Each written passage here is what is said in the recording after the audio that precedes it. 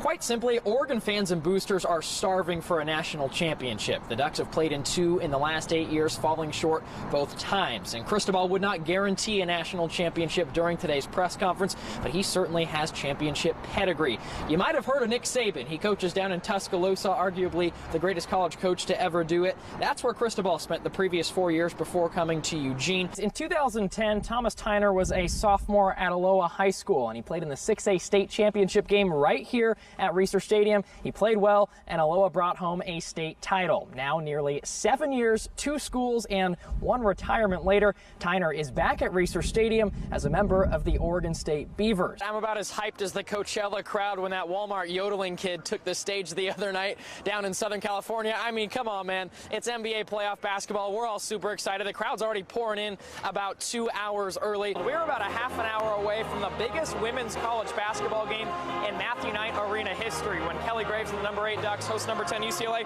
And check it out, guys. The first 500 students that come to the game get this shirt for free. Good evening from high above Spokane Falls in eastern Washington, a place with great history. You know, in a season of firsts, as described by head coach Kelly Graves, Oregon is just 1 game away from making more history themselves. It's pretty simple. Beat Notre Dame tomorrow in the Elite Eight, and the Ducks will advance to the Final Four for the first time ever. Look at this. This says Canada on it. It was the only word written on Oregon's whiteboard in the pregame last night by Kelly Graves. Shout out Joe Waltasti, the Oregon SID. He tweeted this out. And that is the truth when it comes to UCLA. Obviously, you mentioned Billings. They have some other good players. But Canada is one of the best players in all of college basketball. They held her to 7 of 20 shooting. The future of Oregon basketball is bright, but perhaps the more accurate word is tall. His game as unique as his name, Bol Bol, the 7'2" high school phenom. Yeah, check this out. We got the raincoats on. Is that, teams shy away from bulletin board material and making that go public pretty often. Like, oh, no, we don't pay attention to the media. Like, we don't.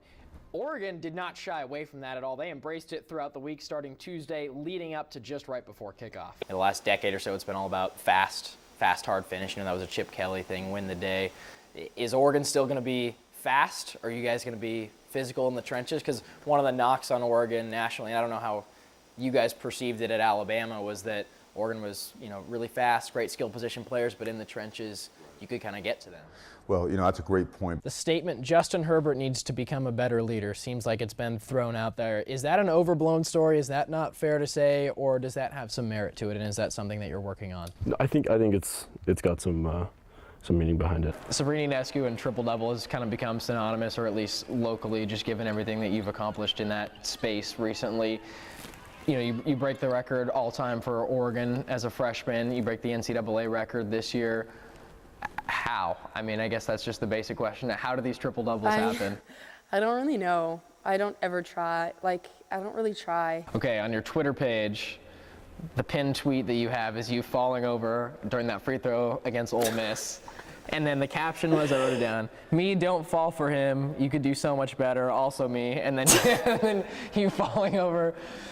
What happened on that? I zoned out for a second and I thought she had shot it. As 26.5-point underdogs, only Lloyd Christmas would like the chances for Oregon State to upset number 6 Washington at Reser Stadium. With Jake Luton out indefinitely, Darrell Garretson stepped in as the starter at quarterback. So you're saying there's a chance. Maybe Garretson back with his 7th start. He'll mix things up at least on offense, right? He had a bye week to prepare for the salty Washington defense, one of the best in the country.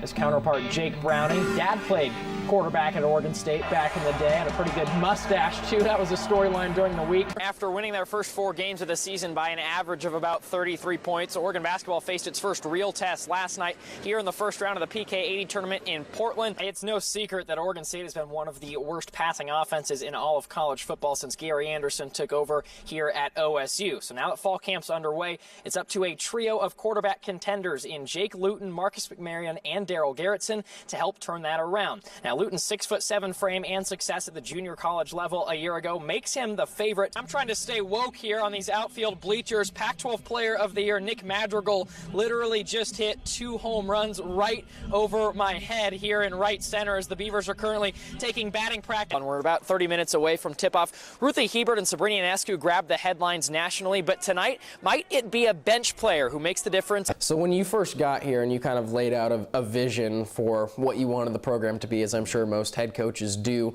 what was that vision, and how close are you to being where you want to be?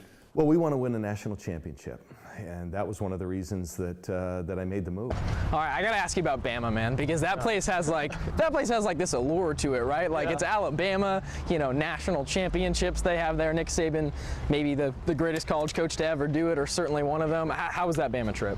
It was a surreal experience. Alabama was unique. It was cool. Sitting in Nick Saban's office is kind of like sitting in the president's office. Welcome everybody to episode number 3 of Baggage Claim. Gwen Zvekis hanging out with us. This is a big bag, I'm not gonna lie. This is the biggest one that we've had so far. Yeah, kind of the Bermuda Triangle of softball bags. So I'm already thinking about what I know is in the bottom of it.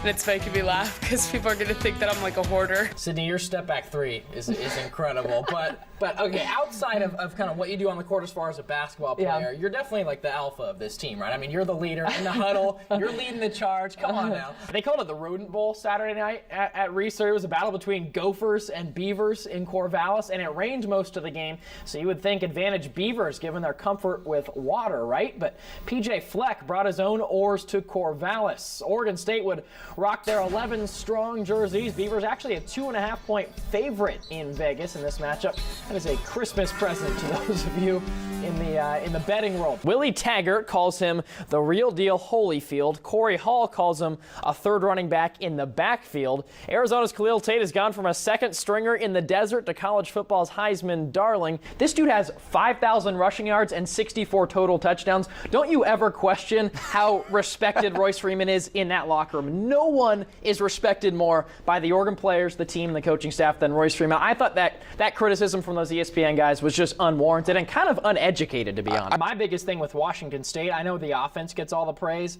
I think the defense could arguably be the best part of their team, especially that D-line. We've praised Alex Grinch on this show for a long time as one of the hot names who's a coordinator out there in college football.